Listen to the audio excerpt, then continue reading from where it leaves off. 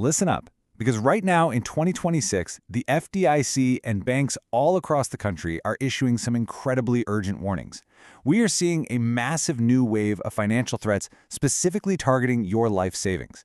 So in this explainer, we're going to break down exactly what these alerts mean, step by step, so you are totally prepared to protect yourself and the people you care about. Okay, let's dive right into this. I need to be clear, these are not casual suggestions or helpful little everyday tips. These are formal, documented warnings backed by federal consumer protection agencies. We're talking about highly active 2026 threats that are literally emptying accounts in a matter of hours. And the really scary part? Most people have absolutely no idea they even exist until it's entirely too late. The whole game has completely changed. Look, if you think you're safe just because you know how to spot a fake email or a shady phishing link from a couple of years ago, you really need to think again. Today's threats have evolved straight out of the digital world and right into physical bank locations. We're going to take a virtual visit to the bank today to map out exactly where these threats live.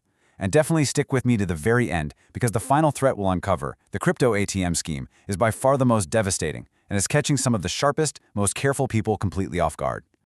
All right, let's start with threat level 1. Outside at the ATM. Banks are sounding the alarm on something called the cash trap. This is a physical device that criminals literally insert directly into the ATM's cash dispenser slot. Its entire purpose is to capture your bills exactly as the machine tries to hand them to you. And right now, the Secret Service and the American Bankers Association are tracking a sharp escalation of these cases in places like Philadelphia and the surrounding areas. And this brilliantly illustrates exactly how the trap works. The screen tells you the transaction is complete, right? But no cash comes out. So you logically assume the machine just malfunctioned, you turn around, and you walk away. Well, the very second you are out of sight, the criminal steps right up to the machine, removes the trap, and walks away with your cash. So here is the absolutely crucial rule. Do not walk away. If you complete a transaction and the cash does not dispense, plant your feet. Stay right there at that machine, pull out your phone, call your bank immediately from the ATM location, and get them to flag that transaction before you take a single step. 3.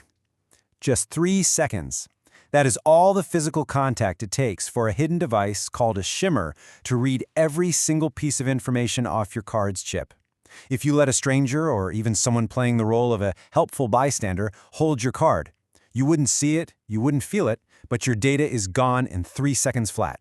Rule of thumb, your card never leaves your hands. Please turn away while I enter my PIN. I really want you to memorize that exact phrase. There are so many documented cases of hidden cameras and tiny mirrors capturing PINs right now. Even if you're standing with a bank employee, shielding that keypad and having them look away is strict bank policy. It's not just a courtesy, it's protocol. So empower yourself to say this exact phrase without feeling bad about it. Let's move on to threat level 2. Inside the branch. Okay, so once you walk through those doors, you absolutely must enforce this rule. Your phone stays in your hands. This one catches so many people off guard because, let's be honest, it feels incredibly rude to say no when a bank employee asks to hold your phone to help you with a banking app or fix an issue. It just seems like normal, everyday customer service, right?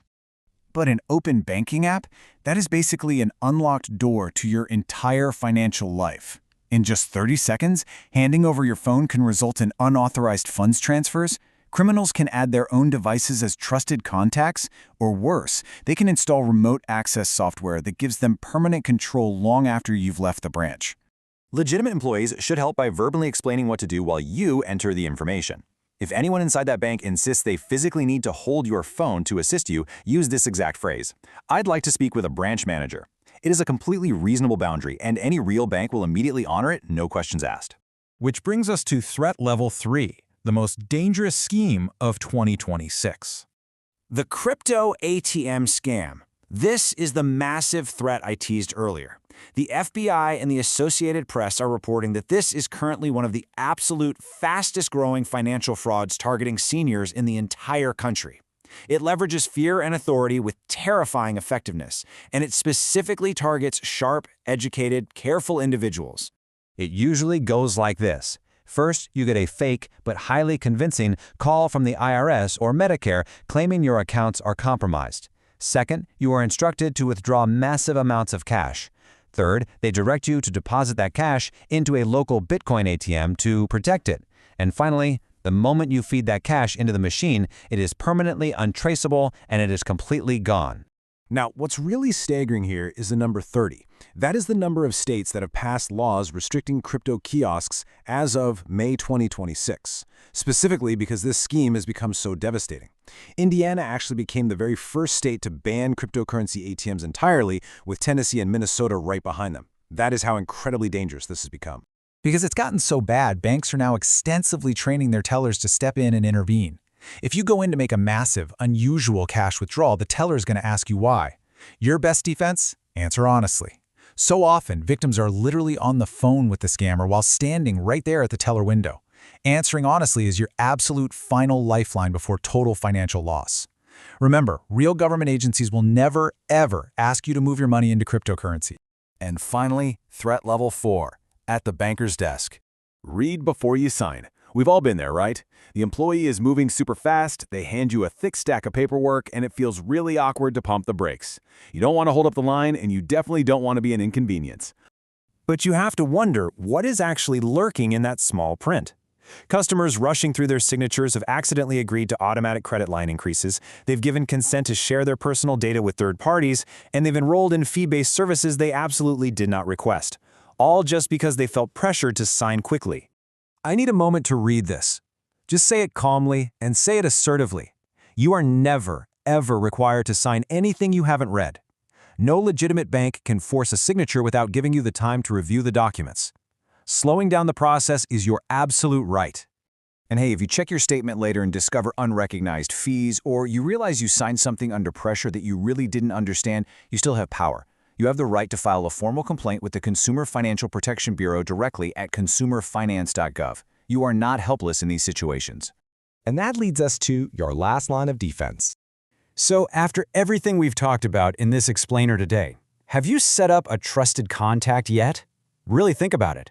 A trusted contact is a family member or a close friend you designate on your account. Now, they cannot touch your money. They have zero control over your account, but they serve as a brilliant emergency alert system. If the bank notices highly unusual activity that smells like fraud or financial exploitation, they can call this trusted contact to raise the alarm. If your bank offers this and you haven't set it up, it is absolutely worth considering today. So what steps will you take next to secure your accounts? Thanks for joining me, and please stay safe out there.